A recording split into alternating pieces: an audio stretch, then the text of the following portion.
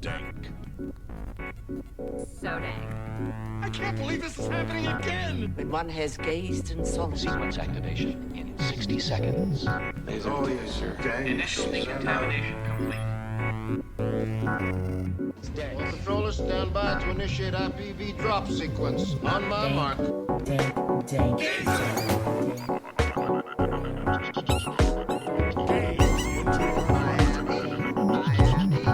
If you gaze long into an abyss, let us also gaze This is a long into random, chaotic sequence of meaningless events. So dang. This type is interested in art. Hello, everyone, and welcome to another episode of the Dankness. I am Jason Bailey, aka Art Gnome, one of your hosts. And I am Dan Sickles, a.k.a. Dan Sickles. The better of the two hosts, in my opinion. Thank you, Jason. Yeah, of course, man. Love you, brother. What the heck is the Dankness? Well, Dan and I were talking about how, like, a lot of times the people that we love and look up to in this space, like, a lot of the interviews and the podcasts and whatever, they kind of cover the same territory, and, like, sometimes those start to feel like one-dimensional people that, like, aren't real humans and don't, like, eat regular food and walk around and have jobs and family and things like the rest of us. So we thought, like, let's build out a podcast where we're sort of intentionally making it a little bit more laid back and a little bit more casual, and really ask a bunch of questions that are designed to find, like, other aspects of these people that typically don't get shared. So it's a big experiment, but so far we've been having a lot of fun with it, and we have, like, this amazing A-list set of guests. So with that, I think we can kick it off. Yes, we can. Today, who do we have today in the studio, Bailey? Yeah, one of my favorites. I mean, whatever, I keep saying that. I'm so hyperbolic, I feel like, but it is true. It's like hit after hit after hit. And today we have somebody super special. Yeah, we're never going to invite somebody that we're like, and today's guest is someone that we hate.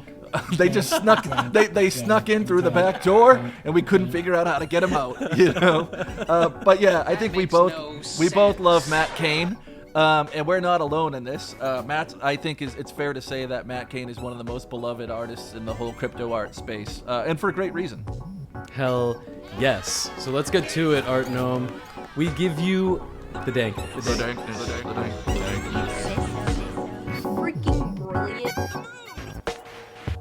Club NFT is a free club for NFT collectors. We help collectors analyze their collection and keep it safe by creating local backups. And it's all free. Why not go to Club NFT today and analyze your collection and make sure that it's safe by creating a local backup? Your JPEGs will thank you. Dank notes. Oh, yes, dank, splendor.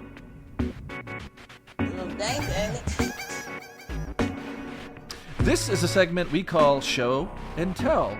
It's a segment where we show and tell.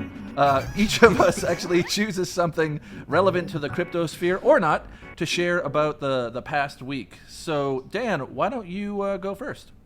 So I guess I'm breaking the rule a little bit, but I guess in the turn of the new year, I'm sort of thinking about the past few months and how the last year sort of ended up, and I was reflecting on my last trip to Miami, as one often does if you've ever been to Miami, and I was there for Basel, which it was my second art Basel, probably won't be my last, fortunately and unfortunately. But I went to a lot of events. If you've been to Art Basel, you've been to a lot of things. Like you RSVP and you do the list and blah blah blah, and you try and put together the itinerary and go all around this totally obscure city that makes no sense traffic wise. But Here, it's so cute. I did that, and I was like bouncing from place to place as best I could, and I guess reflecting on it.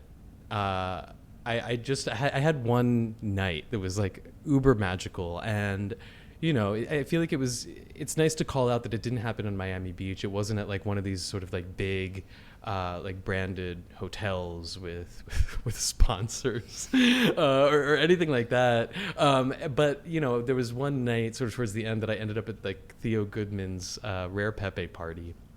And I forget where it was. It was kind of like this like unmarked location, like literally the type of place that you arrived and like there was an open door but no windows, and you're kind of like, okay, I guess I guess this is the rare Pepe party, Supposed right? to be weird. Really weird. But it also seemed like the appropriate sort of entrance to the rare Pepe party, and went in, and you know, I was with Fanny Le Bouquet, who's a great thinker in the space, and has done so much to bring great collectors into the space.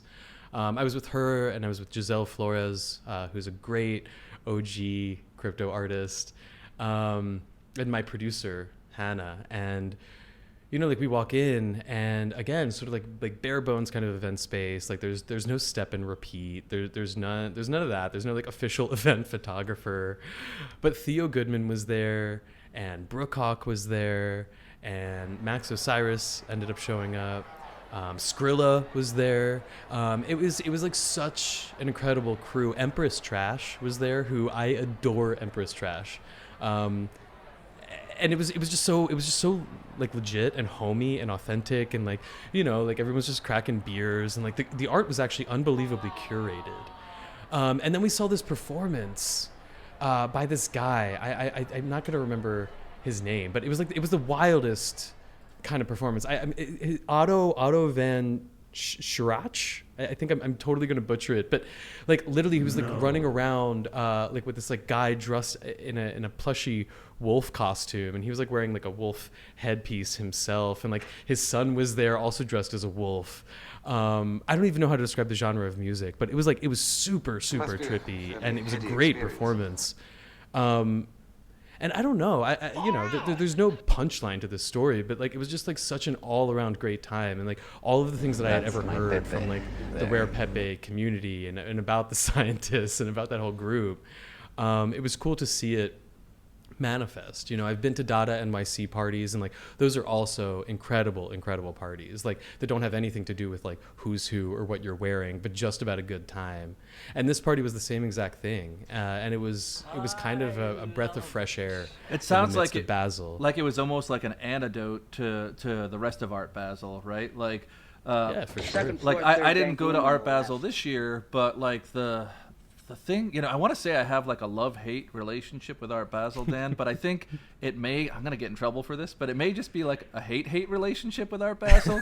So like, let me, I hear that. Let me preach for a second. So like, yes, two of my favorite things like Miami has going for it, like beautiful beaches and like, you know, lots of art, right? During Art Basel, Miami Art Week.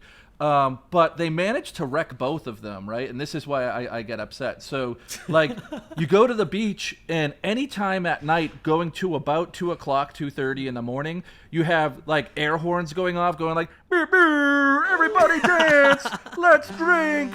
And then from about 3:30 or 4, you know, to like 4:30, it's quiet if you're awake for that 1 hour. And then you hear all the old people going out to do like their calisthenics in the morning, and it's like, beer, beer, everybody, let's do our calisthenics.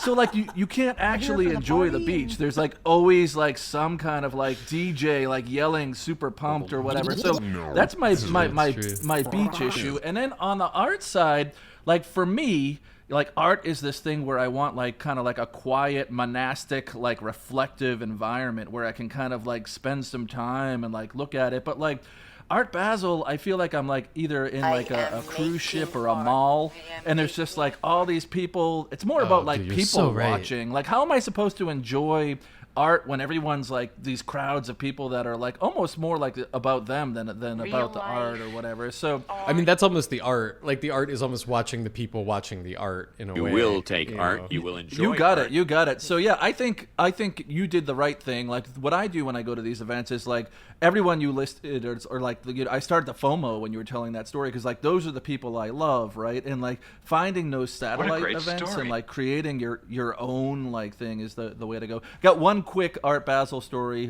too to kind of chuck on there. So oh yeah, you were there in quotes this year, yeah? Yeah, I faked it this year. So last year I went to Art Basel, like literally Art Basel. Like people call it Art Basel, it's Miami Art Week, but like Art Basel's like this event within the event, right? That you have to like pay to get into. So Tezos has like an art booth in there, and last year they were kind enough to have me on, and I dressed like a moron. I went to like the Miami gift shops and like was wearing like, you know, like bright pink shorts and like sandals or whatever. So some guy on Twitter last year was like, this is why no one will ever take crypto or NFT seriously. Look at this jerk wearing beach clothes like on a professional panel or whatever, right? So that was last year. So this year I didn't actually go. We sent some other members of my team, and but I was on the same kind of panel, right, at the Tezos booth in Art Basel. So they beamed me in, and I'm sitting like, schlubby me with my headband and a t-shirt and my overgrown beard in a couch, right? So like, I think it was Fanny actually that like tweeted like, Art Gnome is like the only guy who can actually like do Art Basel from his couch in a t-shirt or whatever, right? So yeah, I'm trying to get schlubbier and schlubbier every year, like and just mail it in more and more. But I am jealous of your party. That sounds awesome. Like I love the Red Pepe guys.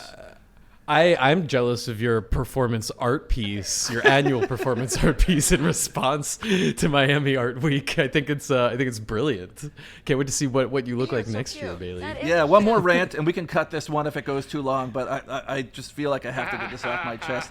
My other problem with Miami Art Week last year, I woke up like after flying in, spending the night, and I go to get breakfast at the hotel, and I got avocado toast, water, and coffee, and it was $40, right? And I'm like, hold on, there's like avocados growing literally on the trees out the window.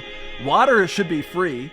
Coffee's just a little bit of cheap coffee grounds mixed in with water, which we've already established should be free. I don't know how much a slice of bread costs, but like $40, right? Like I'm like, that is. And then I was feeling bad. I was feeling fat because everybody in Miami is like super fit, right? Like everybody is wicked fit. Oh, it's like body, right? Like everyone's like looks like. I mean, I never felt so much like a Sasquatch, right? But now I get it. Like no one can afford to eat, right? Because like avocado toast and water is $40. Like no one could afford to be fat there, right? So I don't know. I don't want to just rail like nonstop on Miami, but like I don't think it's a great place to look at art. I hate that there's constant noise on the beach. Everyone makes me feel like I'm fat and I can't afford to eat. Other than that, I love it.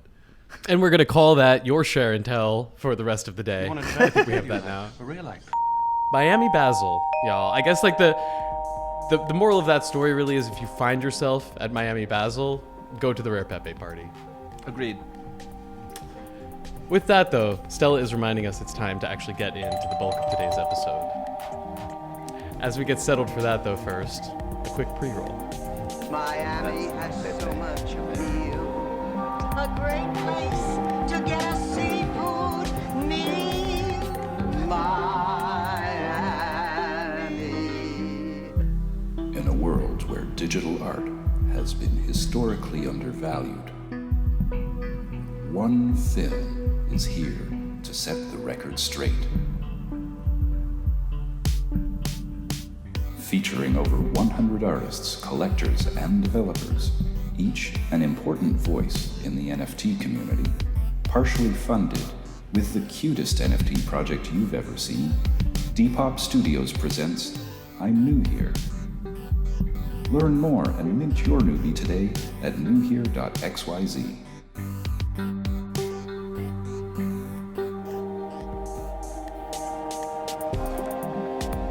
We'll gaze into the crystal. Gazing at you.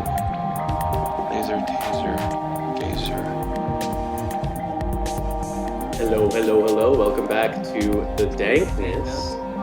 For today's episode, we have a super special guest. I mean, whatever, that's pretty understated. But we have Matt Kane with us today. And Matt Kane, for anybody who doesn't know, is an artist. He's kind of based in Chicago.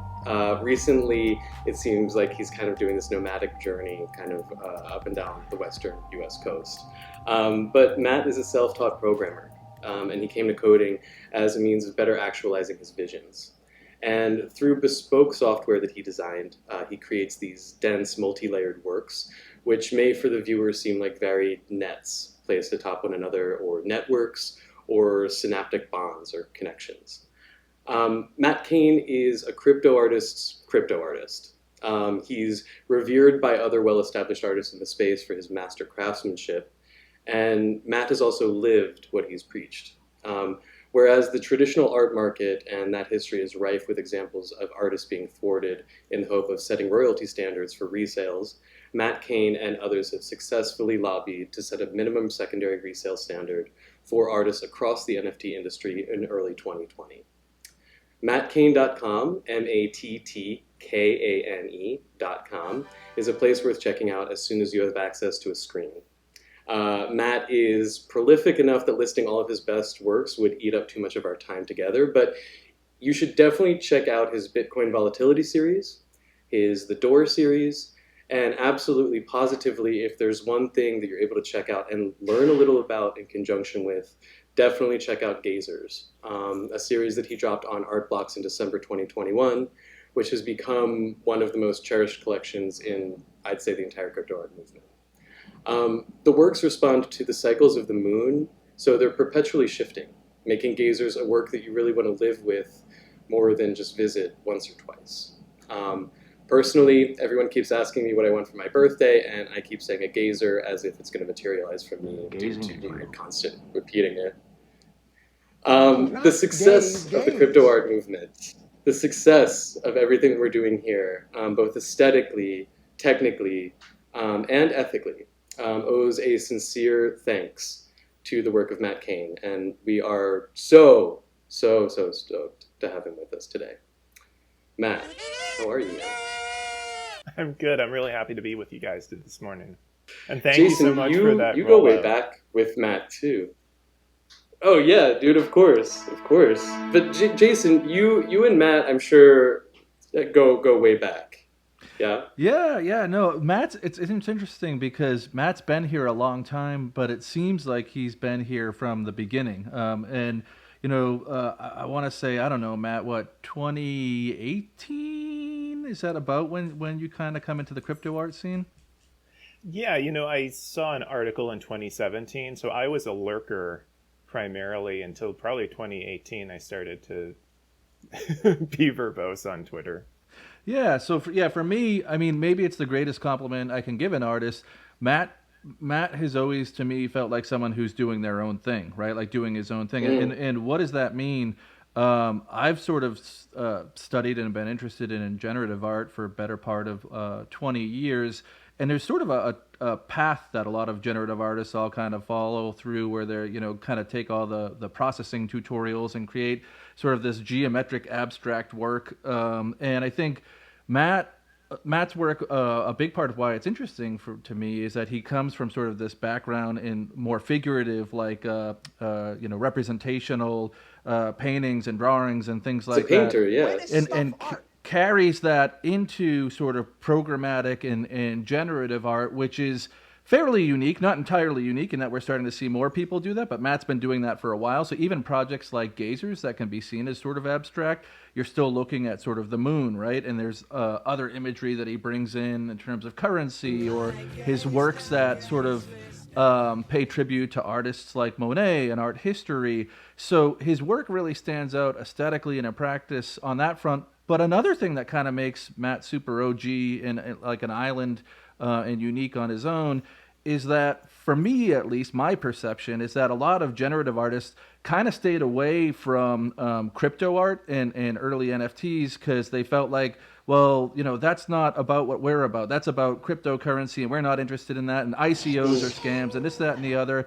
So it wasn't really until like 2021, there was like sort of the Tezos crowd, doors opened, and a lot of generative artists came in there. So Matt's in there earlier and sort of unabashedly excited about and sharing info about cryptocurrency and the blockchain. It's not just like this is a mechanism for him to kind of hang his work on and try to sell it. My perception, and we'll hear from Matt, is that there's a sincere and deep interest in a lot of the principles of sort of decentralization and cryptocurrency and blockchain. I don't see that overlap as much with the generative artists in this space. So yeah, those are some observations. And then I guess, before we kick it over, I'm always grateful and always thank Matt for being a part of that group that really pushed for artist royalties. So I think I'm known for writing some early stuff in the space about the potential for NFTs and crypto art. But really, that was just potential, and it took folks like Matt and Sparrow and other people putting in the work and effort to help guide it in a healthier direction. Yeah, Jason, I would also say I think you rolled out the red carpet for what the crypto art movement, began as, and what myself and others have tried to continue it as.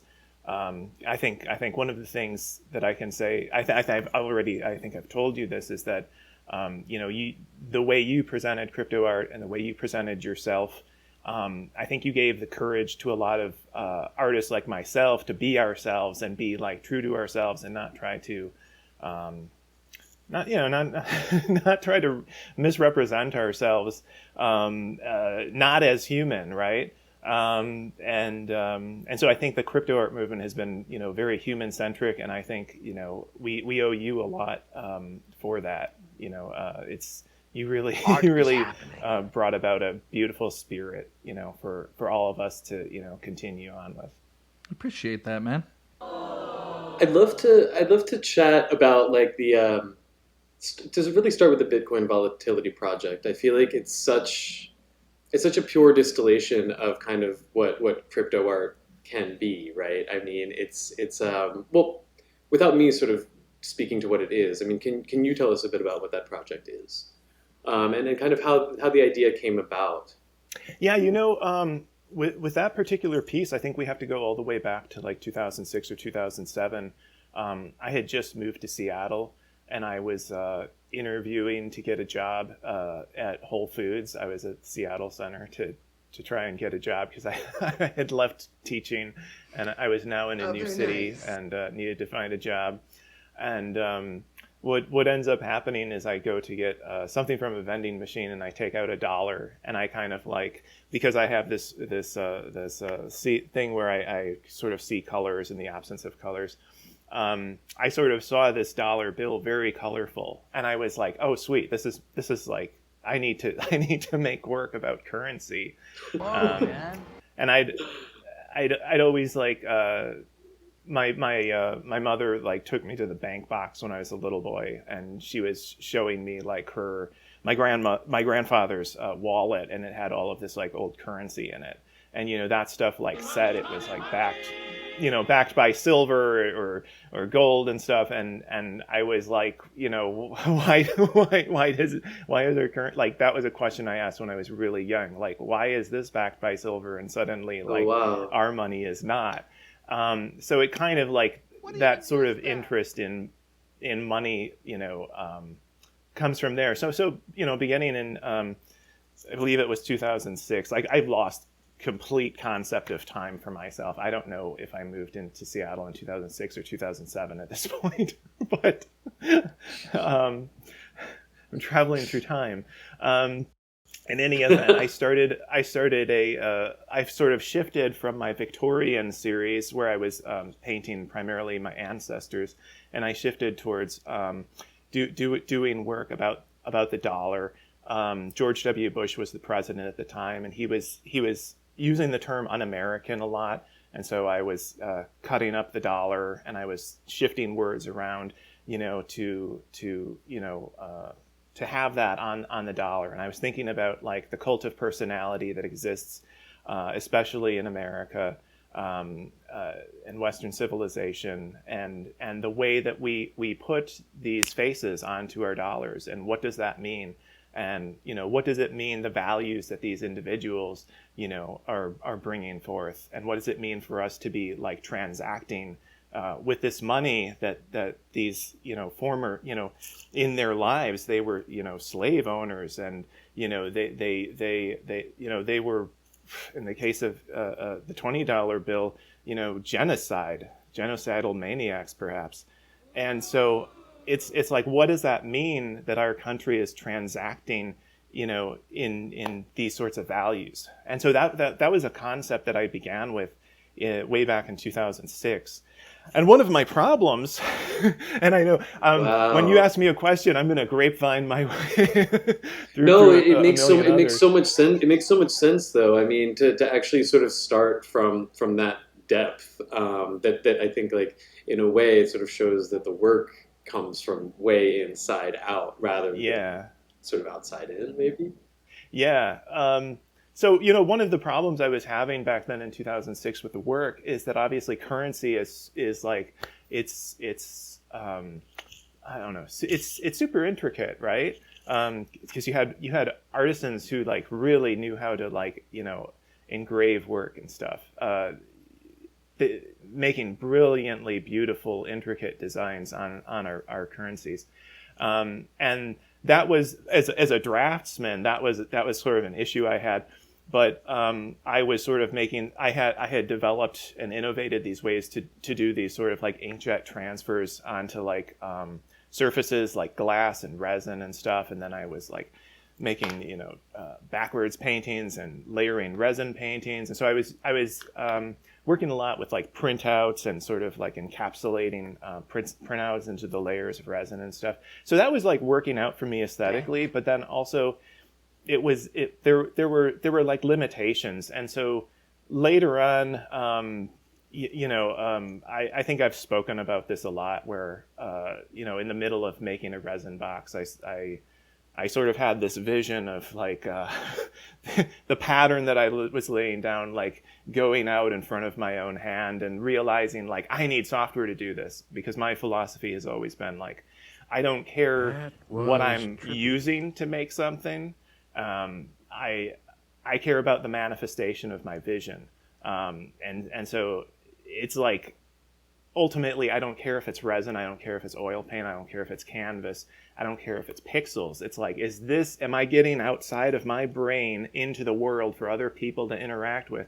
Is that an honest, you know, manifestation or not? So this is 2005, 2006, I realized like, you know, I need to probably learn to code because I don't know anything. I don't know anything about coding. And, yeah, so long story short, you know, in Seattle, I go from, you know, being a teacher in the Chicago area to being, you know, stocking the shelves of a new grocery store in Seattle, to then starting my way out at a design agency, just sort of like cutting up Photoshop files and kind of like sneaking my way into like learning HTML and JavaScript, and then like leveling up as like from a front end developer, from like a front end producer to be like a front end developer, and then being like a middle tier and just learning the back end and learning everything I needed in order to build my own tools one day.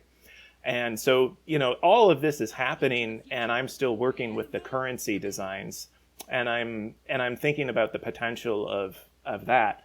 So fast forwarding to like 2014, I start building my own tools finally. I'm sort of like, my concept is I had lost a friend in 2013, and basically it put me into a black hole in my life where I was going to make a lot of like destructive choices. And I realized like this idea that I've been working with for 10 years, I need to actually I actually have time in front of myself because I'm in such a depression from this, that I can commit myself and my life to this and actually build a tool of expression for when it's safe to express myself again. Because at the time it was like painting was like a no-go for me. So 2014, I start building my tools. And I'm in this I'm basically like distracting myself from my sorrow by dealing with math, like all day, just distracting my feelings, not dealing with my feelings, just building these tools, dealing with math, because that's like the best way to distract yourself from feeling anything, I guess. And it was like a coping mechanism, actually, turning to something that analytical. Yeah. Totally was. So finally in 2017, I was feeling like well enough as a human again, and I was feeling good about all the tools I had built over the last 3 years, that I started to actually make art. So finally this tool of expression was ready for me to express myself with. And it just happened like it would have been like 4 months into me finally using my tool to make art. And like when I started making my tool, I started making beautiful paintings, and I started really taking, you know, the concepts from my art studio with my figurative work. And as Jason said, and thank you for that, I was starting to really roll what I was doing as a figurative painter with layering my generative algorithms and stuff. And it was working out beautifully. And so in June of 2017, I read an article on Quora and I screenshotted it, and that's how I know the exact day and time that it happened, because I was in the habit of screenshotting things that are interesting to me. It was an article about art on blockchain and the potential of that, and it mentioned royalties, and immediately, like, I got it, because like years before I was a gallery represented artist, I had talked to my gallerist about, like, hey, can we put into like the sales contracts, like, so that I can get royalties if someone resells this, and can we put into the sales contract so that I can borrow the work for a future retrospective if that ever happens? And she was like, that's not the way it works, Matt. So traveling back forward from 2004 to back to 2017, like, that's what happens in my brain when I read about art on blockchain and the potential. Is like, is this conversation I had with my gallerist where I was kind of like shot down, like, that's not the way things work in the traditional art world. And I was like, I had already sort of accepted that I had abandoned what I was doing in the traditional art world, and I had accepted, like, digital art really has no foothold. I don't have a way to, like, put these beautiful paintings now onto, like, a USB drive and, like, gold encrust them, diamond stud them, and, like, put them in a cedar box so that a gallery will, like, show them to a collector. Like, that's lame. So and I already understood about Bitcoin. I had my own pizza moment, learning about it early, and so I understood like the potential immediately. It was just kind of like brain exploding moment. So that's, and then like a year, I start just watching this. I immediately, at the time, Google for, blockchain art galleries and stuff, because I'm sort of the paradigm of, like, I need representation, I need a gallery. I'm still thinking that way, like, embarrassingly. I'm thinking that way then. But none of that, like, comes around until a year later in, like, 2018. When rareart.io and known origin and data and super rare start popping up, and then Jason starts, I know Jason from the hashtag generative art and hashtag processing, and so he starts to tweet a lot more about this thing called Cryptoart, and I'm watching that, and So to answer your question about how did volatility start, it started all the way back then, and marched all the way up. So when I finally found Cryptoart, it was like, oh, it's time to finally restart this series that dealing with currency and do it honoring my original manifestation of, like, how I want to interact with these patterns and intricacies. So that's more or less where volatility got started. Art, after all, is. And I could say more. Before we move from that, though, I don't want to let you off the hook, and because I want to know about your Bitcoin pizza moment and what you spent that money on. Oh, I'm not going to get into that story because I think that's really it'll change people's perceptions. Was this like Silk Road days? I'm going to leave it a mystery.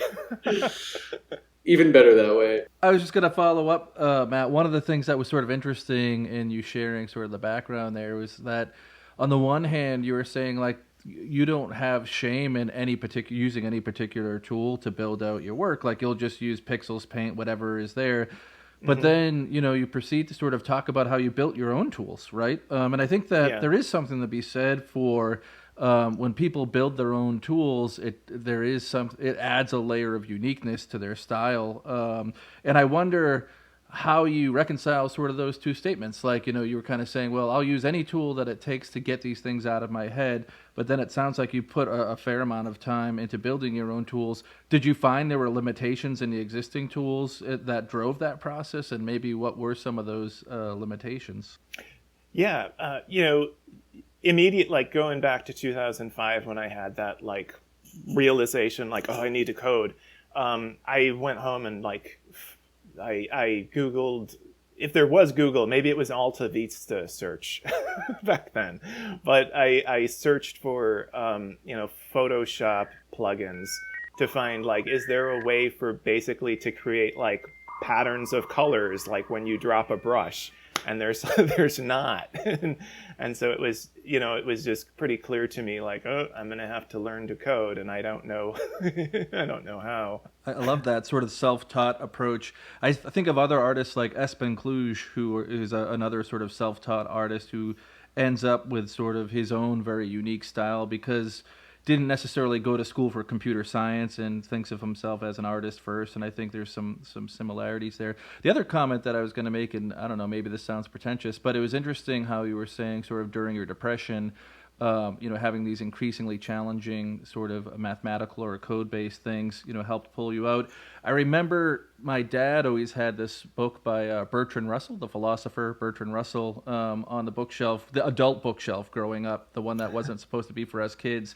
And I would reach up and pull it out. It was called The Conquest of Happiness. And there was this page that had like with highlighter, a section where he talks about how basically he was a suicidal teenager, but it was just the promise of increasingly challenging math problems is what kept him alive. So, and I think we can all sort of relate with, maybe it's not math even, but we can relate with this sense that having sort of a lifelong project that continuously challenges us and opens itself up to us in interesting ways. And it feels like you sort of have that. I mean, all artists have things that drive them, but it does feel like there's a thread, like you feel like almost like there's a thread of continuity through all your work that kind of goes back to the beginning. Is that fair? Yeah, no, that's very fair, and I can relate to that sentiment that you just shared from Bertrand Russell. When is stuff art? So I want to know a bit like about how you came to also sort of like understand the value system within like this community, particularly as it applies to royalties, right? Mm-hmm. And as best you can, I guess, like, because this is a conversation that's happening today, so I do want us to sort of speak a bit to that for people listening. But as being the person who went through that, I wonder if there is a bit of wisdom in having gone through it for people who are basically going to have to continuously make that fight. Yeah, I sort of saw it at the time. I remember, when I brought I think there was about 20 artists that I brought into a private Discord to chat about what we wanted to do about royalties, because essentially Super Rare had dropped it from 10% down to 3% when they released their V2 contract, and essentially Super Rare was actually doing really cool things to get the word out about different artists, and then I was seeing those artists jump over to Known Origin that had 0% royalties, and I was kind of like, why are these artists disrespecting themselves in this way, and disrespecting Super Rare, and disrespecting like this larger ethos of what like the future is depending on us to create? And I think for a long time I was waiting for folks, other folks other than myself, to speak up. I'm a very introverted person, and coming from that space that I described that had started in 2013, even though I started expressing myself with my tools in 2017, I wasn't becoming extroverted until really 2019. I really plucked myself out and forced myself through the fires of doing a little public speaking. And then the royalty thing, I was really just waiting for someone with a voice to speak up. And I realized in March, when we didn't know what COVID was, but that was spreading across the country. I don't think it really interceded with my thinking, but it was just, I was seeing how the space was moving, and I was like, we got to move forward, not backwards. And so that's sort of where I was coming from, bringing those artists together, and we were able to accomplish that within a month, and the pandemic had happened, and to frame that, people were scared. People were like having groceries delivered and leaving them on their front stoop to get sunlight, and we were spraying with alcohol all of our groceries. We couldn't fly anymore. Flights from the U.S. to Europe and other countries were shut down. So it was, and the markets had completely tanked. So it was a very scary moment.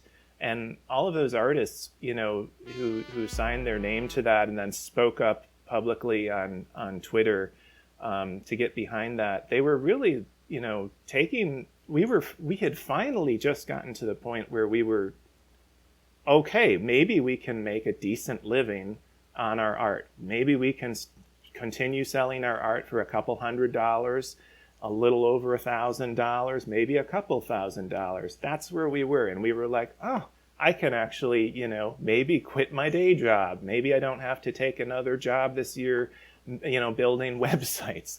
That's where people were at that time.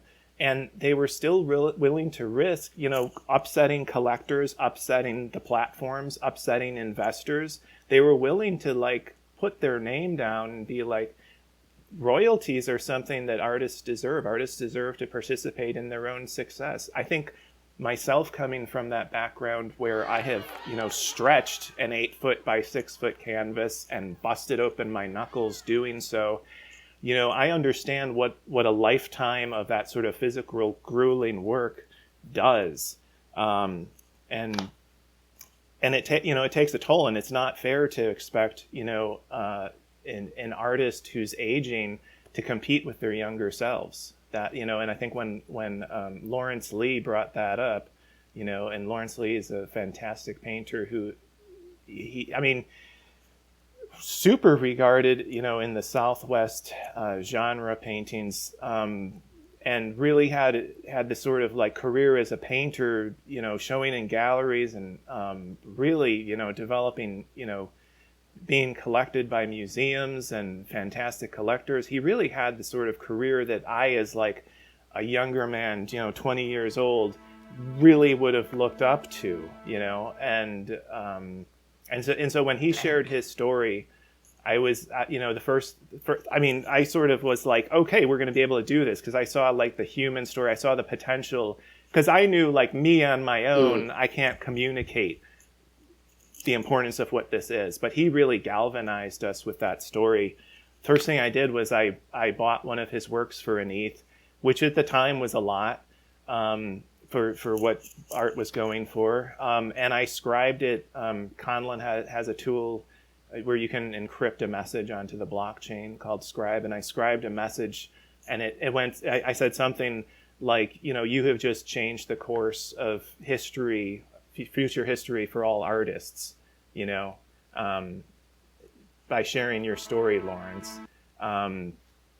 And because I wanted to put, a timestamp on the blockchain, what I was about to do with these other artists. It hadn't happened yet, but I knew, it just, I felt it in my bones.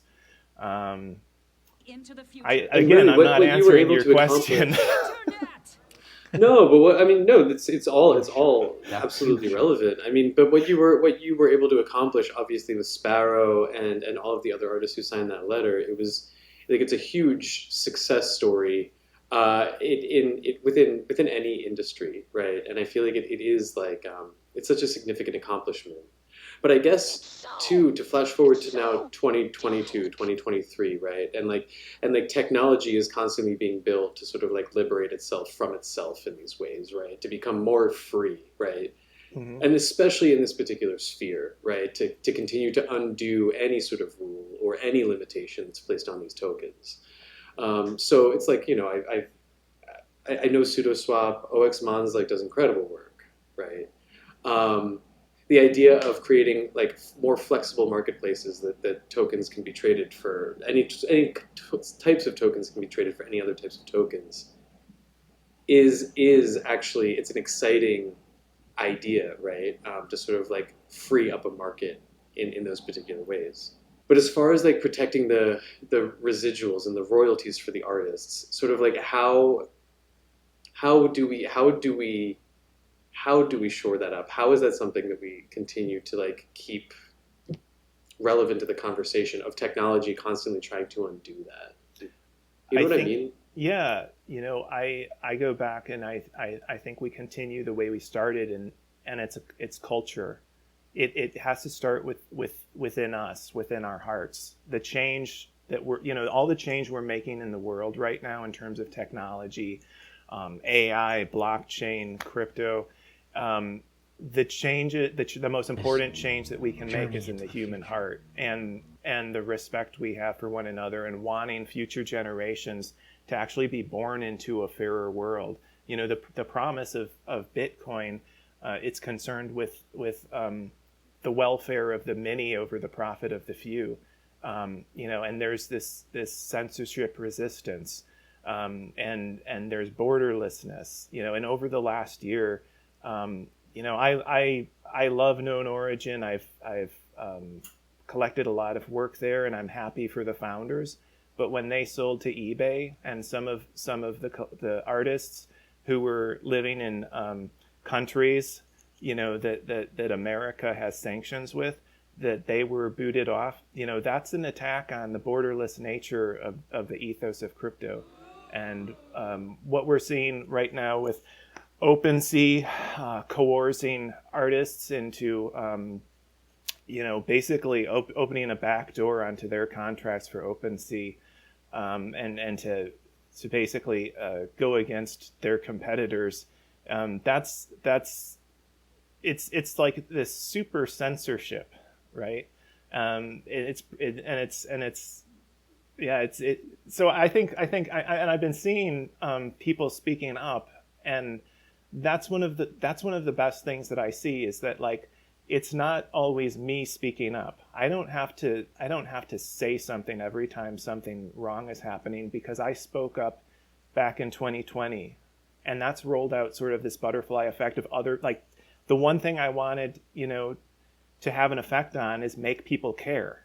And I did. I made people care, and so now you have others who are speaking up. And I think so I think it's really, the culture is greater than the technology. And if we lose sight of that, the technology really has no value. I mean, to me, in my opinion. No, that's music to my ears for sure. I mean, the only value that the tech has is sort of the context around it and the stories that are attached to it, I'd say, and the culture that sort of springs and evolves from it, right? I want to hear about the new work, Matt. But before we go there, I do want, while we're talking about culture, I think some people feel sort of sandboxed in when they come into this space around like, oh, I'm going to be like an Ethereum artist, or I'm going to be like, I'm more about Bitcoin, or I do Tezos or whatever.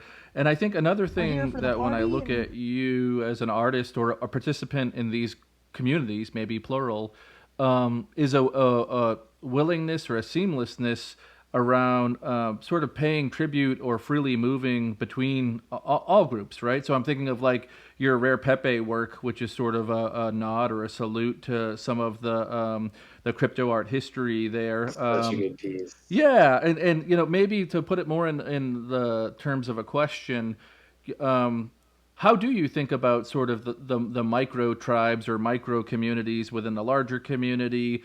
And is there something there that I'm picking up on in terms of sort of a unique ability or willingness to kind of just surf from community to community that might be a little unique to you? Or how do you think about that? I was like that in high school. I've always been, someone who's gone between groups and is like able to make friends with everyone. In terms of, the little micro tribes and stuff, it's like they have a lot more in common than I think they have, not in common a lot of the times. And I think they get caught up in sort of like what they don't have in common. But really, I ultimately, hopefully, they're really working towards, similar goals. In terms of like my honoring Rare Pepe, it's for me that's like I love lineage in art history, and I love sort of like drawing a line through history. When I honored Monet, and I had done a whole. First of all, I grew up in Chicago, and the Art Institute has like one of the greatest collections of Monet. And so I had like a great experience as a child, like just relating to his work as like a kid who's doing science fair projects and realizing like his work is basically, his paintings are basically using, the same sort of experimental like control group and experimental of weather and, change of seasons and stuff. So that's how I encountered Monet, was like as this, young, scientist wannabe. So I've always, wanted to honor like this lineage that happens through history of, artists building on top of other artists' work and, learning from that. And so I think, when I had that opportunity to show at Sotheby's, it was cool because then I could, sort of bring that back to like Rare Pepe and be like, yeah, I've honored Monet and now I'm going to honor the Nakamoto card, and be like, because in my, like from my stance, from my perspective, as an artist with where I've been and where I'm going, both are just like on parallels, right? In terms of their importance. And so it's really, for me, it's about sort of creating that lineage and the line through history that, artists are constantly creating, whether they acknowledge it or not. That's a bold ass gutsy move, right? I mean, you sort of said it without saying it by paying tribute to those two artists, but I think there's such a lack of value for most artists. Like anyone who's tried to make it as an artist, let me just be more direct, knows how freaking hard it is to get anyone to pay attention. So sometimes you can find yourself when you're starting to get success to take fewer risks because it's so freaking hard to get any success, right? So at a time when you're starting to experience success, things like Sotheby's and like that come knocking, to put Rare Pepe on the same platform as Monet is freaking awesome, right? I mean, it's just not. It would be very easy for you to move the other direction and sort of hide the roots. And I think the people that have actually kept, even when we could say, oh, now we're part of this old traditional art world now, and we can kind of sweep our roots underneath and like, almost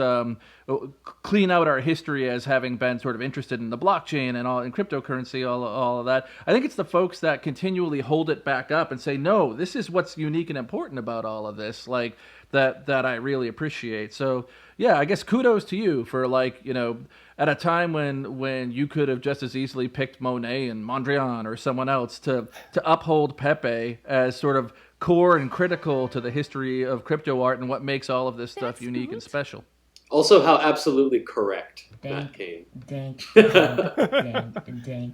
For sure. Like, for me, a lot of times there's just like no question about the choices I'm making. Sometimes in my life, I feel a lot of the times like I've been here before. Like, I've lived this life 25 times and I've made some of the same choices, and maybe I'm making different choices in this life. But they feel right this time. It feels like I'm going down the path I'm meant to, and I don't know, without getting too woo or anything. Like, it's just I feel sort of guided at times, and maybe it's really just my own intuition, but whatever it is, it's guiding me, and it feels right when I make these choices. Yeah, absolutely. I'm trying to figure out if you can rhyme, completely like side topic, if you could rhyme Monet and Pepe, Monet, as like a slant rhyme or something like that. It's just the way my head completely works. So I'm like, Monet, Pepe. Yeah. On the next episode, Bailey's going to bring us back a verse. Yeah, I love the freestyle rap, so I might have by the end of this episode, we'll see if I've got something there. So Matt, I know you had a chance to talk to Dan yesterday about some of this the new project that you have. I did get a sneak peek, and I did not get a sneak peek. Nor maybe, depending on when we release this, will our listeners yet have gotten a sneak peek, or at least maybe not the opportunity to go a little bit deeper. So I'd love to hear more about what you're up to, what you're working on, what this the next project is about. Yeah.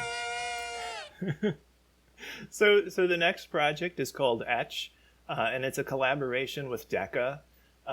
Essentially, like Deca, I got introduced to Deca, Han at Deca in August, and they came to me with this idea of, we really want to like have Deca has done a fantastic job of giving collectors and artists an ability of creating galleries within their ecosystem. And what they want to start doing is bringing conversation and bringing like the ability to have meaningful prose about our NFTs stored, on the same technologies that we trust our JPEGs. For me, that was like, yes, please. Obviously, like I'm an old school user of Conlin's tool Scribe. And I've incorporated Scribe, encrypting, words onto the blockchain for the last 3 or 4 years. And so for me, it was like, yes, we need to do this in a more scalable way. And one of the ideas that they brought to the table was, we'd like to have, like they were doing with Decagon. They want, a generative artwork that sort of represents every sort of piece of conversation that happens around NFTs. And I was like, cool. And it got me thinking about infinity, because obviously, like, if we're going to be able to write things about all NFTs, whether we own them or not, like, we're really dealing with the infinite in an infinite nature. And this is going to be an infinite mint. And so I went back to this algorithm that I started, I think, in 2016, that it really was dealing with, like, I think, for myself, like with the cosmos, and I like dealing with, astronomy and, those sort of astral images. And so I went to this algorithm, and I was like, if the artistic medium that I'm really dealing with, our conversations and the wider community and the future, then I really need to like go to an algorithm that I can that starts out with a point of sort of having a commonality. And so I took this algorithm, I started iterating upon it to build that, and I started looking at sacred geometry that occurs in imagery throughout all, human religions. And I started looking at like cellular biology, and I started looking at, Hubble telescope photos. And I started to like look at like, what is the through line to the human experience, to just the living experience, to the communication that we have. And so that's sort of the artwork that I've created. And so what people are going to be able to do is they're going to be able to go on to Deca. They're going to be able to search for an NFT, whether it's in their wallet or outside. And they're going to be able to write something very beautiful, hopefully, about, why they collected what they collected, why they wish they could collect what they weren't able to afford to. Maybe they tell a story of regret, but essentially behind all of our data on Etherscan are stories. And NFTs, for as much as they do provenance really well, telling who bought what from who, when did they buy it, what did they buy, for how much, we're not talking about why they bought it, or what that made them feel, or why they believe in that artist. And so this new project, Etch, is really a way for people to tell those stories and add that provenance and add that social proof of who they are, a proof of patronage even, and tell those stories. And so after they write, I've created a tool of expression that they're going to be able to click generate on, and then they're going to be able to tweak it with some sliders and some buttons. if they find a composition they really love, they'll be able to iterate on color. I'm drawing, the first thing my algorithm does is it looks for all the frequently used colors in an NFT's metadata image, and it averages them and gives me sort of a palette to start with. And as a color, someone who loves color theory and writing algorithms around that, as I did in Gazers, I'm pulling those colors in. I'm looking for other sort of color relationships that I can pull into this sort of spirit of dialogue. That's how I'm sort of thinking of what the visual output is, they're writing a dialogue, having a dialogue with an artwork, and what if there's a spirit of dialogue that develops from that? And so that sort of takes on this visual representation for them. And it has a beautiful zoom feature. Yeah, they're very cool. Yeah. And it's like a very cool way of really getting a Matt Kane piece, actually, like a one-of-one Matt Kane piece. A Matt Kane collaboration, absolutely. So let's just play it back to see if I fully understand it, because it sounds fascinating. So if I go on to Deca, any other piece that I see in someone else's collection, which I could have any relationship to, whether I kind of wished I had it in my collection, or I used to have it and no longer have it, or I bought it, or I just really love the artist, or maybe I don't like the artist. Not that that's necessarily what you wouldn't want to promote, but I can weigh in with sort of an expanded provenance, crowdsourced provenance on that work. And provenance has always meant more than just buying and selling in Chain of Command. Like, it's always been about the documentation, like where it was exhibited and how it was received. So there's sort of an expanded provenance, which is my written thoughts, which will be sort of added to the chain for all time and eternity and for everyone else to access. But you've now created also, in addition to my written portion, an artwork that derives some of its qualities from them writing about.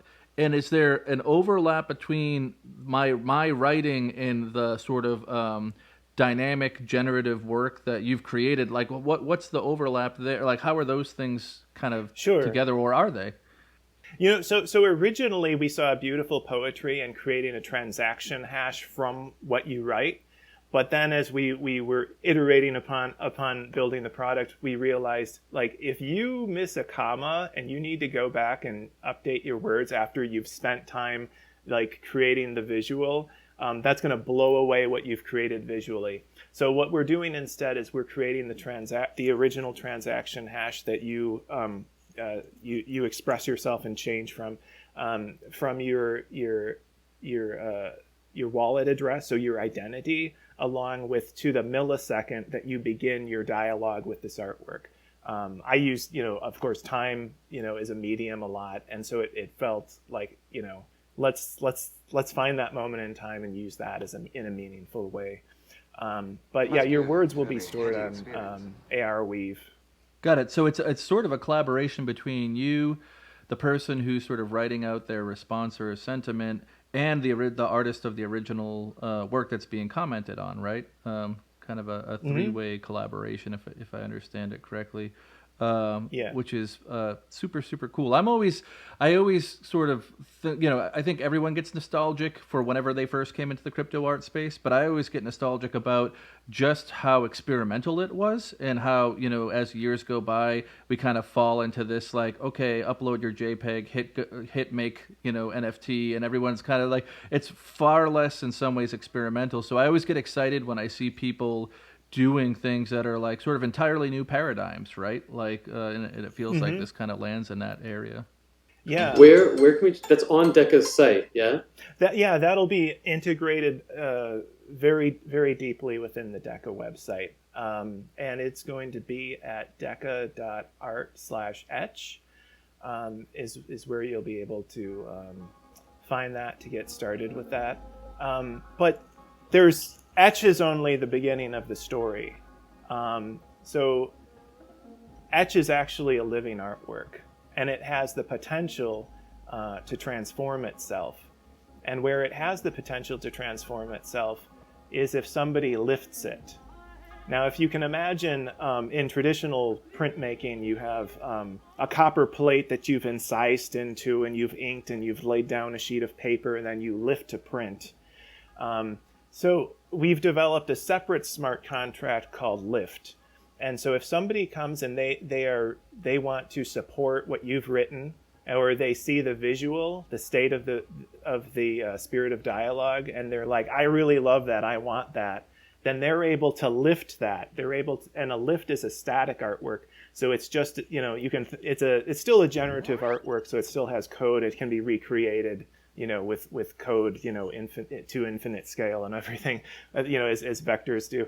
But when they do that, when they create a lift, your artwork as the etch, it will transform. It will sort of, you can think of it a little bit like a flower where it blooms.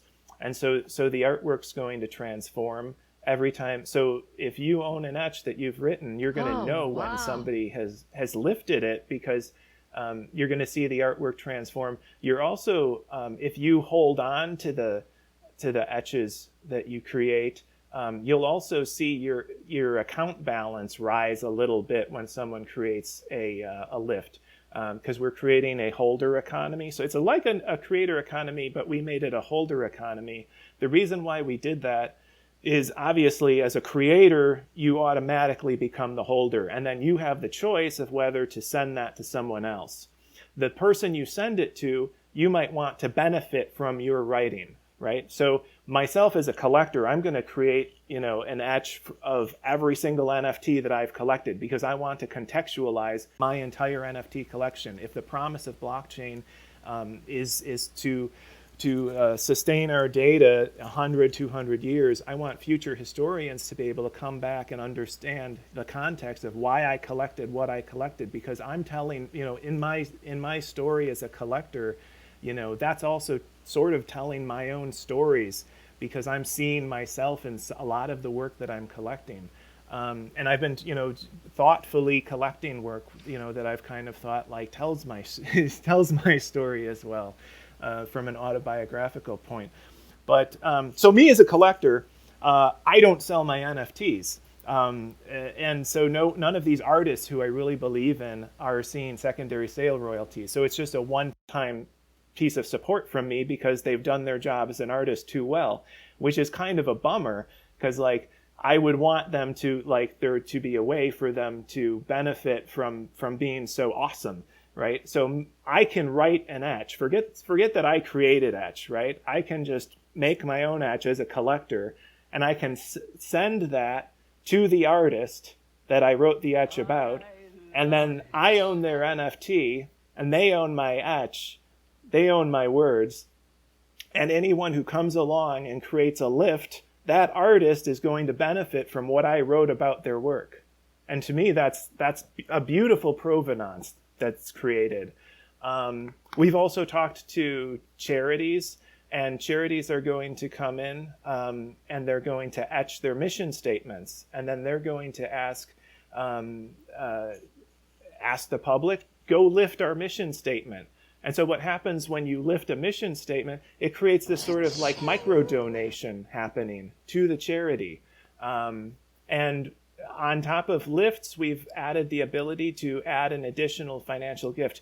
The micro donation, it essentially it amounts to a very small amount. I think we're starting it out that it's 0.004 to create a lift. And 70% of that is going to the holder of a lift. But we've added the function to add an additional financial gift, 100% of which goes to the holder. So when you go and you lift a charity's mission statement, you can say, I really love this charity. I want to add 0.2 ETH to this. 100% of the 0.2 ETH is going to go to that charity. So it's really becoming a beautiful social proof. And of course, your living artwork, the etch, is transforming. And so if you're checking in on your etch, you're going to see that sort of beautiful transformation happen. Because we talked a lot, Decca and myself, about just the conversations that happen about these artworks and how our understanding of an artwork changes the more people who enter a conversation. And so I wanted to honor that visually and have those transformations happen. Giga Brain, Matt Kane, changing the game yet again. Artgnome, you know what that sound means. Does that mean pre-roll, or does that mean it's time for my favorite segment, 22 random questions? You know what? It means both of those things. All right. Pre-roll, and then we get to the questions.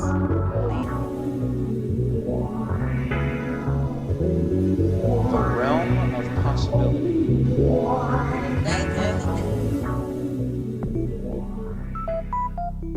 Are your NFTs built to last? Sadly, the truth is probably not. About 40% of NFTs store the images and the artwork and the metadata all off-chain on private servers owned by the marketplaces. So when the marketplaces go under, poof, there goes the value of your NFT. And less than 10% of NFTs actually store all the files on-chain, and that's because it's really, really expensive. That leaves 50% of NFTs which use IPFS. The great news is, for your IPFS NFTs, as long as you create a local backup, you can always restore your NFTs in the future. Go to clubnft.com and create a free backup today. So what the hell is art to you? The realm of possibility. The infinity of self. All right. Now for my absolute favorite portion, 22-ish random questions, where Dan and I take turns alternating asking our guest a whole bunch of strange and random questions designed to get to understand our guests in ways that maybe we wouldn't otherwise. These are questions you probably won't ever hear them be asked on any other interview, and we feel like collectively they kind of just flesh out people a little bit more. We get to know some of their their nuance a little bit better. So with that, Matt, welcome to 22-ish random questions, and we are going to start with an easy one, which is, it's not what did, but what do you eat for breakfast? That's interesting. What did you eat for breakfast? Easy question. What do you eat for breakfast? A little bit more challenging. Eggs. Every day, eggs. Eggs every day. How do you, what kind of eggs? Sorry, what did you say, Dan? What kind of eggs? Like, what do you do to these eggs? Oh, all kinds of different eggs. You got poached eggs, fried eggs, scrambled eggs. I'll turn into Forrest Gump or Bubba Gump about eggs. I was thinking Cool Hand Luke. That's such a Cool Hand Luke answer. I can eat 40 eggs is very Cool Hand Luke. All right, I love it. Question number 2, describe the state of your bed right now. It's made. It's but very disheveledly made. It's just like you give the top sheet one good whoop, and you let it fall where it does. That is exactly how I do it. Generative bed making. Yeah. Accept the chaos. I love it. Pencil or pen, and preferred brand, please, Matt Kane. Oh, pencil. And instead of telling you I'll go with number 9. A number 9 pencil. So it's not so much the brand. Just a number 9. Yeah, it's more like the lead weight. So I like really light pencil, obviously, but sharp. Oh, very nice. You can turn it into a weapon. That's unexpected, actually. How old were you when you received your first computer? Oh, I think I was like 2 or 3. We had a TI 99 4A, so that like accepted cartridges, and then you could also plug in a cassette recorder into that. And I remember maybe I was like 4 or 5. Like you could copy code from a book, and it would record onto like the cassette tape. And one time I was curious, like, what would happen if I put my sister's Madonna cassette in there and like try to play the code, and error. But fortunately, like it did not destroy the Madonna tape. Fortunately or unfortunately. There's no way to destroy Madonna. Many have tried, but it's just not possible. Favorite writer, author, or speaker? Who's best with words? Oh man, it's a tie for me between Leonard Cohen and Charles Bukowski. I go between the two often. Do you have a favorite arcade game? Go with Pac-Man. Miss Pac-Man. What's the difference? Actually, I was at an arcade yesterday and I saw Mrs. Pac-Man, and I mean, I should have inquired myself, but do you know the difference apart from the bow in the hair? The difference for me is longing. There's a memory I have as a child where I saw the Miss Pac-Man game and I wasn't allowed to go play it. And so there is this deep longing to go play Miss Pac-Man. I think it's because of the bow. Into her light. Can we unpack that a bit? Why were you allowed to play were you allowed to play Pac-Man but not Miss Pac-Man? Is there like a gender thing here, or like? I think so. I think there was. You know, my sister, she wanted a sister. My sister's like 9 years older than me. And because she wanted a little sister, she was always like dressing me up in her doll clothes and stuff.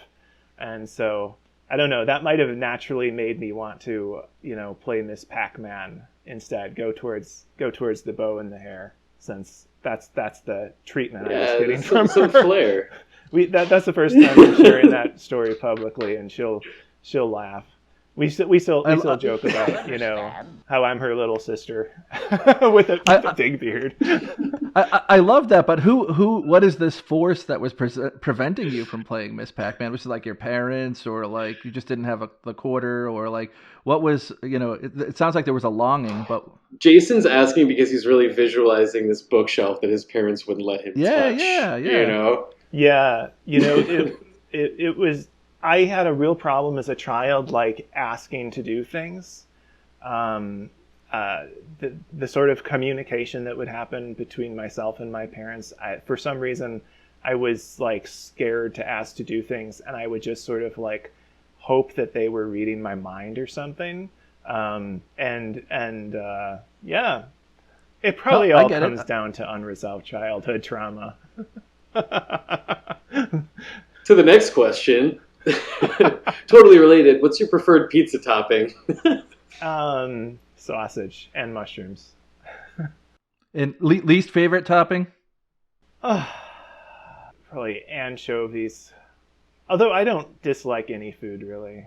Probably, you know, if it's like rancid and came from the garbage or was dropped on the floor, like all of those are real possibilities.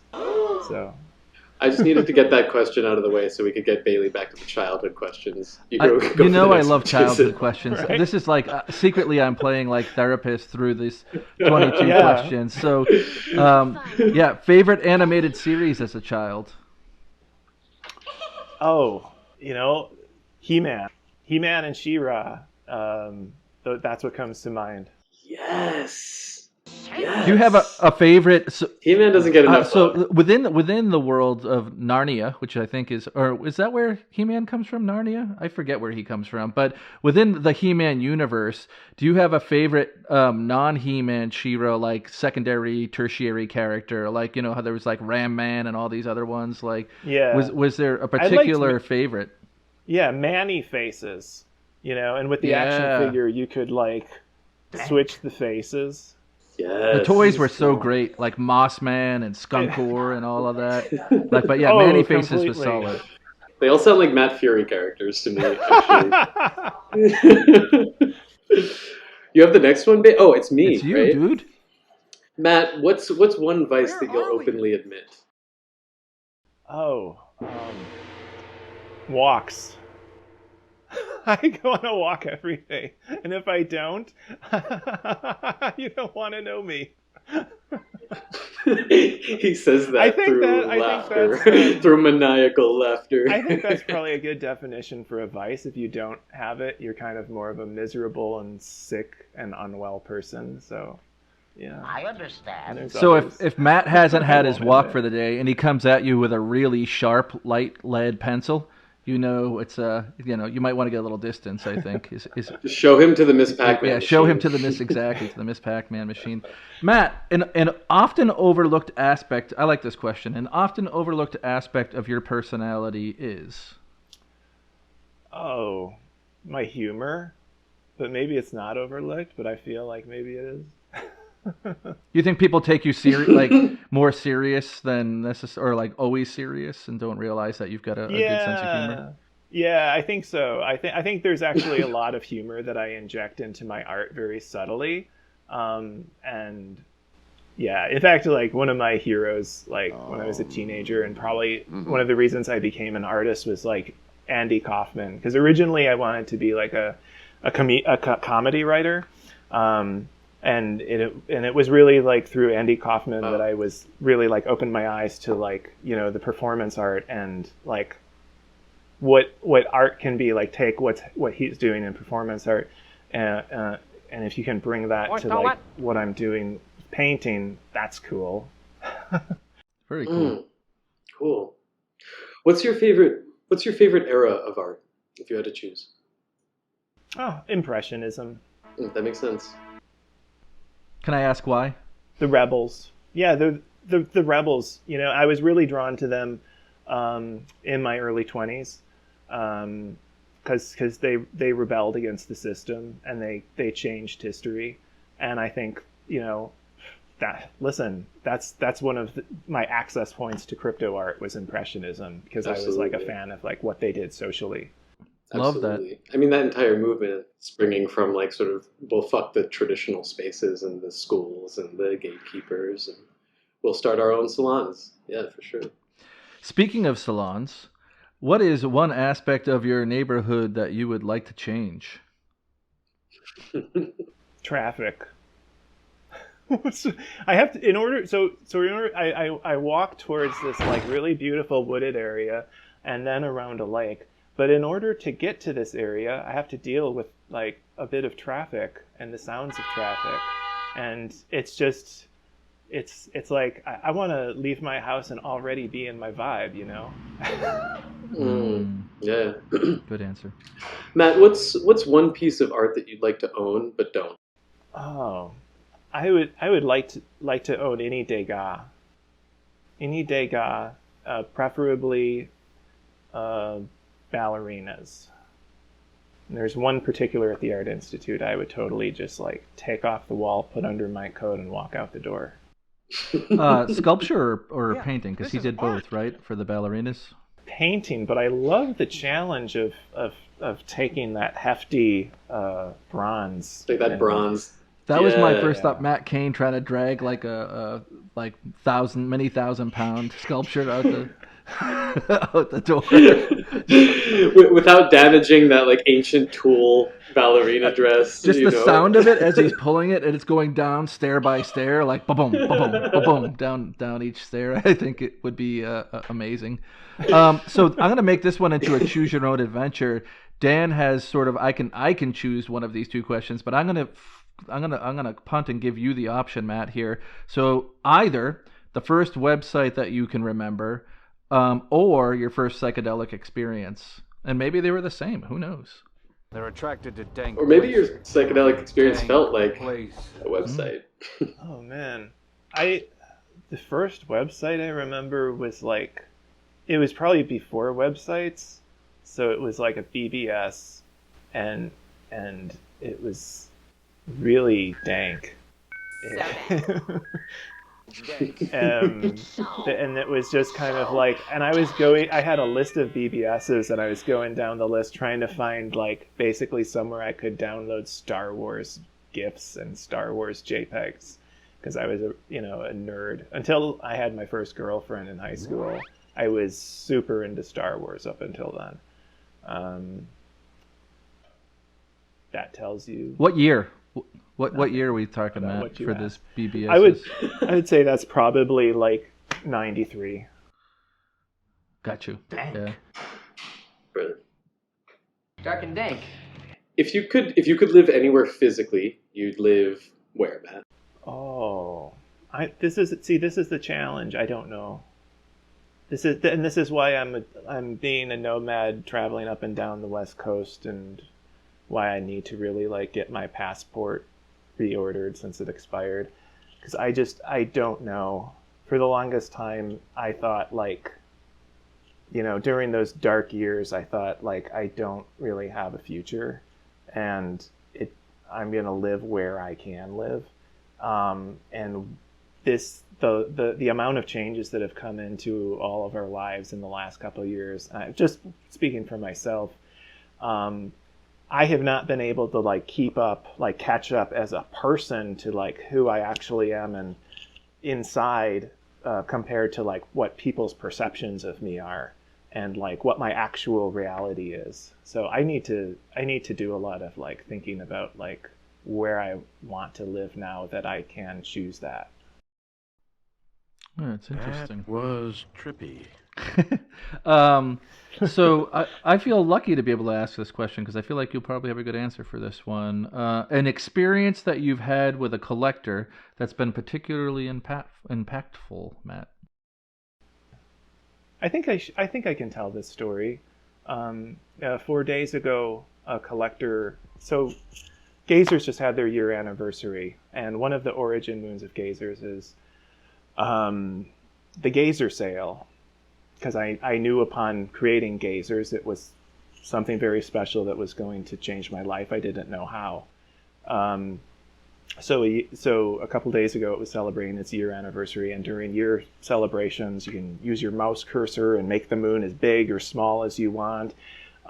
It's essentially a full moon with like 12 auras because there's been 12 months since then. So origin moons, they add a new aura each halo each month, and it celebrates it each year.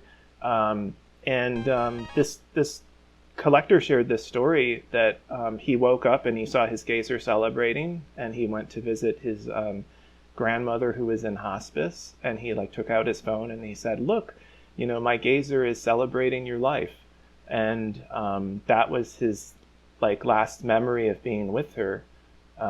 And because she passed away that day, and he said that like now he's going to be able to like every year this celebration is going to happen, and he's going to feel like for these 96 hours he's going to be able to like be with her again and remember her. And for me, that I'm still processing the personal meaning that my collectors are adding to their artworks. To my art, to the artworks that I've created, they're adding this personal meaning, and I think, I said, I sort of hope for Gazers to be on a digital frame when we have digital frames, and that it's has a dedicated spot in your house, and that you're able to like live with it and sort of associate what's the changes happening in your life with like the moon design as that changes. And of course that's like my intention, completely abstract. And then to see in the last year the personal meaning, the stories that my collectors have ascribed to the works they've collected, it's super meaningful to me, and it's one of the reasons that I created Etch, because I think these stories that they're sharing are super important, and I wanted to just my own, if only my own collectors appreciate Etch and use Etch, I feel that's it served its purpose, Thanks for sharing that with us. That was great. Yeah, I mean, I think like that, I feel like is sort of the wrap to 22 questions. I don't know how far we got this round, but it never really matters. Matt, like, yeah, I just feel like it's like everything you're doing, it just feels so like, I feel like we use this word like kind of like native to the space, and it doesn't really do justice to I feel like sort of how intertwined and entangled you have really become. I feel like with the meaning of what Cryptoart is, and that piece in particular, I mean, that story in particular, like Gazers make sense like that to again be lived with and experienced over time. And I do feel like there's a special place for art that really does that. And you've built some really, really special stuff, and it's I can't wait to hear more stories that come your way for like how your work has also played a role in your collectors' lives and other people's lives. Thank you so much for being with us today, dude. And we're so excited to check out Etch. Check it out on Deca right now. Go to Matt Kane matt.art, MATTKANE.com. There's so much. I mean, like Matt has written a bunch. He's done so many talks. Definitely dig into what he's all about if you're the least bit interested in what's happening in this space. Again, it's such a pleasure to have you, Matt, and we hope to have you here at the Dankness again very, very soon. Oh, I hope so. Thank you for having me. It's been a sincere pleasure to join both and Stella. I am certain that the answers lie in this mysterious etching. This type is interesting art. Hi all, it's Benjamin here. I'm a 13-year-old schoolboy from London, fascinated by the world of cryptocurrencies. Last year, I launched my own NFT project called Weird Wells, and it went viral. As a young person who's grown up in these rapidly changing times, it's extremely important to document the crypto art and digital assets movement, and that's why I'm honoured to be a part of New Here. New Here is both a film and an NFT project by Dan Sickles, which aims to capture the stories within the crypto art movement, featuring some of the greatest minds within the space, such as Tyler Hobbs, G Money, Claire Silver, and Snowthrow. There's 3 ways you can get involved with the project. The first is to head over to their Twitter and give them a follow. The second is to jump into our Discord, where we have an extremely vibrant community. And the last is to mint a newbie NFT, which you can do so to support the project. Or at newhere.xyz.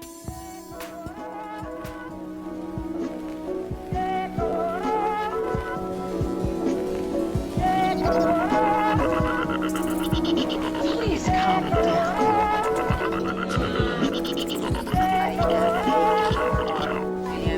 Thank you to our incredible guest, Matt Kane. It's been an honor having you join us on the Dankness, sir. Yeah, make sure to check out Matt's work at Matt Kane Artist on Twitter, and his website is mattkane.com. So that's the symbol Matt Kane Artist is his handle on Twitter, and then mattkane.com to check out his work. Much love to Stella with the incredible dank tones. And you can find us on the interwebs at thedankness.xyz, that's thedankness.xyz, newhere.xyz, and clubnft.com. You can also catch us on our personal Twitter accounts. That's at Artnome, ARTNOME, not like gnome with a G. So that's ARTNOME. And Dan_thingy Sickles. That's at DAN_SICLES. Without further ado, have an absolutely dank day, ladies and gentlemen. Stella, take us out.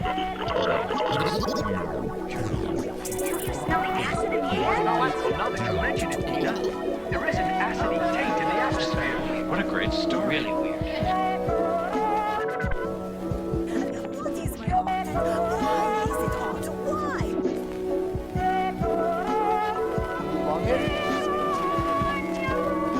Etched into my brain forever. It's etched on my brain forever.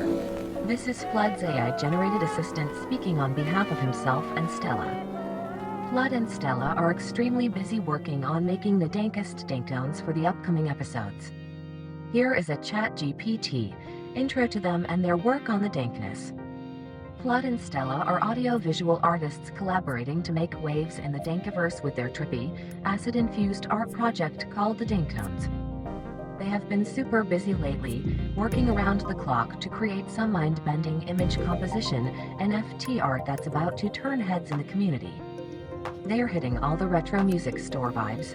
The podcast cover art includes stickers, holographics, shrink wrap, and even some redacted sound effects.